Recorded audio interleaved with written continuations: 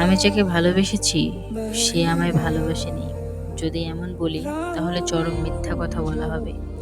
সেও যদি বলে সে আমায় ভালোবাসে না তাহলে সেটাও চরম মিথ্যা কথা। প্রচণ্ড ঘৃণা নিয়েও যা আমরা ছুঁড়ে ফেলতে পারি না, তাহলে সেখানে আমাদের কিছুটা হলেও মায়া থাকে, করুণা থাকে, দয়া থাকে। তাহলে কিভাবে তাকে ভোলা যায়? যে বলে আমি তাকে ভুলে গেছি বা সে আমাকে ছেড়ে চলে গেছে, এটা চরম মিথ্যা কথা। যাকে অসংখ্য বিরক্ত করার পরেও আঘাত করে কথা বলার সামর্থ্য থাকে না, তাকে কি ঘৃণা করা যায়? সে আমায় কোনো আঘাত দেয়নি, সব আঘাত আমার নিজের অন্তর্ঘাতে। আমি তো এমন কিছু করিনি যাতে সে আমায় খারাপ মনে করতে পারে। শুরু থেকেই আমার লাইফস্টাইলটাই এরকম। আমার ভেতরে বাজে কিছু অভ্যাস আছে, যেমন ছেলে মানুষই হঠাৎ করে সিদ্ধান্ত নেওয়া, না ভেবে কথা বলা। এরকম সামান্য কিছু বাজে অভ্যাস ছাড়া আমি কিছু খারাপ করে থাকি, সেটা হচ্ছে অতিরিক্ত ভালোবাসা। সে এগুলো সব জানে। আসলে আমি কেমন সেটাও সে বুঝতে পেরেছে। সেও আমায় ঠিকই ভালোবাসে।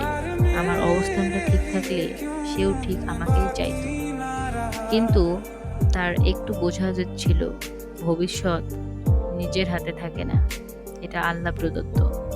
কিছু কিছু জিনিস আছে যা আমাদের হাতে নেই, যেমন চেহারা, উচ্চতা, অবস্থান। এগুলো তো কোনো মানুষের হাতে থাকতে পারে না। তার থেকে বড় কথা, আমি গরিব, সেটা আমার হাতে নেই।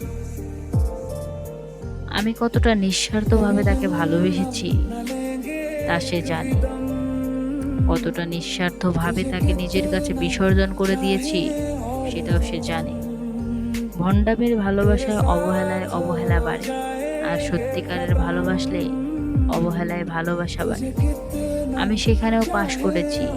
আসলে আমি কেন যে ব্যর্থ সেটা আমি নিজেও বুঝতে পারছি না।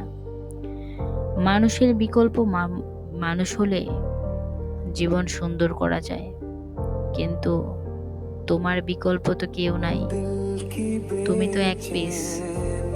তাহলে আমি কিভাবে বাঁচবো সেটা একটু বলে দিবা? আমার জগৎ সংসারে যতই কিছু পাই না কেন, তোমার মতো কেউ নাই।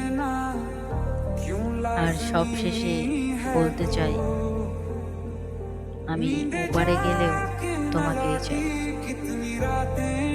আজকের এই গল্পটা কেমন লেগেছে অবশ্যই কমেন্টে জানিয়ে যাবেন। আর যদি ভালো লাগে অবশ্যই লাইক, কমেন্ট, শেয়ার করে দিয়ে পাশে থাকবেন। ধন্যবাদ সকলকে।